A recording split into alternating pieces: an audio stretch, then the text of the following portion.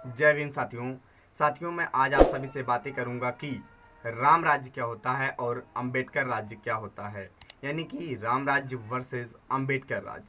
पहले तो मैं आप सभी से बातें करूंगा कि राम राज्य क्या होता है, उसके बाद आपसे बातें करूंगा कि अंबेडकर राज्य क्या होता है। फिर उसके बाद फैसला आपको लेना है कि आप किसका समर्थन करेंगे, यानी कि अंबेडकर राज्य का या फिर राम राज्य का।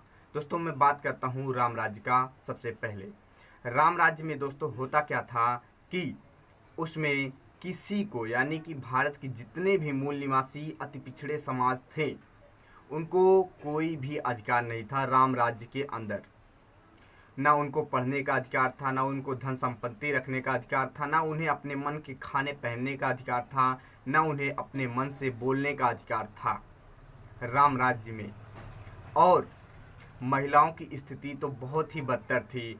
वे राम राज्य में कैसी थी, उनको कोई भी अधिकार राम राज्य में नहीं था। पूरे राम राज्य के अंदर उन्हें जरा भी सम्मान नहीं दिया गया। आपको पूरा इतिहास रामायण को ही आप खोल करके देखेंगे, पढ़ करके देखेंगे, तो आपको मिलेगा कि पूरे राम राज्य में कहीं भी औरतों का सम्मान, यानी कि स्त्रियों का सम्मान नहीं हुआ है। हमेशा उनका जो है कि तिरस्कार ही किया गया है। दोस्तों बातें आपसे करता हूँ कि राम राज्य में महिलाओं की स्थिति क्या थी कि अगर वे पैदा होती हैं, यानी कि शादी से पहले वे अपने पिता के आश्रय रहती हैं, यानी कि पिता के सहारे जीती हैं, पिता के अंडर में रह करके वे जीती हैं।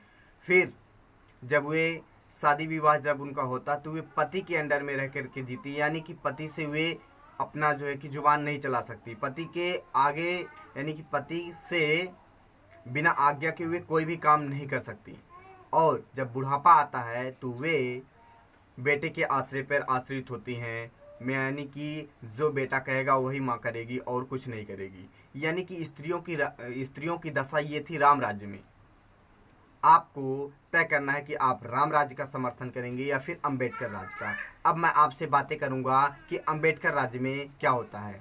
दोस्तों आपको पता है कि अंबेडकर राज्य में स्त्रियों की दशा कैसी है। स्त्रियां आज जो है कि प्रधानमंत्री, राष्ट्रपति, आईएएस, पीसीएस, पायलट, क्या क्या इंजीनियर, डॉक्टर क्या नहीं बन रही हैं। ये किसकी देन है? अंबेडकर जी की। यानी कि अंबेडकर राज्य में भारतीय संविधान की वजह से आज भारत की स्त्रियों की ये दशा है कि वे किसी भी मुकाम तक पहुंच सकती हैं और पहुंच गई हैं। ये केवल भारतीय संविधान और बाबा साहब डॉक्टर भीमराव अंबेडकर जी की देन है, ना कि किसी राम की देन है। राम राज्य की क्या हालत थी स्त्रियों की, आपको मैंने बताया। अंबेडकर राज्य में क्या हालत है उसको भी मैंने आपको बताया। और यहाँ पे स्त्री पुरुषों सभी को और सभी धर्मों को राम राज्य में क्या हालत थी, आपको केवल वहाँ पे राम के ही नाम का जप करना पड़ता था। लेकिन अंबेडकर राज्य में सभी धर्मों के लोग अपने अपने धर्मों को खुले दिल से अपनाते हैं और खुले दिल से उनका समर्थन करते हैं। उन्हें कोई रोक नहीं सकता। वे जो मर्जी चाहे वे कर सकते हैं। अंबेडकर राज्य में स्त्रियां जो मर्जी सो कर सकती हैं, यानी कि बिना किसी को कष्ट पहुंचाए, बिना दूसरे को, जो काम दूसरों को कष्ट देने वाला है उसको नहीं। संविधान के अनुसार स्त्रियां हर एक वो काम कर सकती हैं जो पुरुष कर सकते हैं। लेकिन राम राज्य में ऐसा नहीं था। राम राज्य में स्त्रियां पुरुषों के आज्ञा के ही सहारे काम करती थी। पुरुषों के बिना आज्ञा के हुए एक भी काम नहीं कर सकती थी।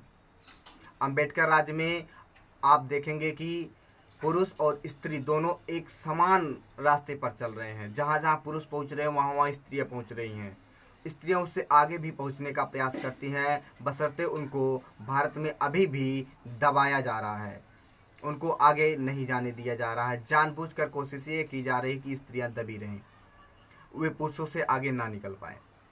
राम राज्य और अंबेडकर राज्य में आपको मिला कि स्त्रियां हर एक वो काम कर सकती हैं जो वे चाहती हैं।